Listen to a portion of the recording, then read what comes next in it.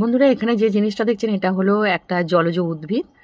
আর এটা জলে, নদীতে, সমুদ্রে এগুলো থাকে। আমি একটা ছোট্ট টুকরো পেয়েছিলাম, এর নাম কি আমি বলতে পারবো না।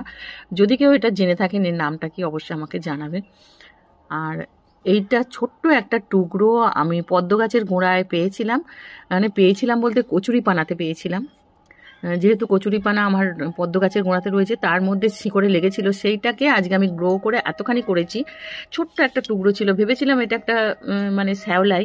আর দেখুন কি সুন্দর লাগছে দেখতে। শাখা পোশাখা অনেক বেরিয়ে গেছে, এর মনে হয় ফুলও ধরেছে, দু একটা হয়তো ছোট ছোট ফুল ধরার মতো ধরেছে। আর এটাকে রেখে দিয়েছি। আর এটা কিসে আছে আপনাদের দেখাচ্ছি, দেখুন। এরকম একটা কাঁচের জারে, কাঠের মধ্যে ওটাকে সুতো দিয়ে জড়িয়ে দিয়েছিলাম ছোট্ট টুকরোটাকে। আজকে এত বড় হয়েছে, মাথাতে এরকম স্পঞ্জ দেওয়া রয়েছে যাতে বাতাস ঢুকতে পারে ভিতরে। আর এরকম করে রেখে দিয়েছি।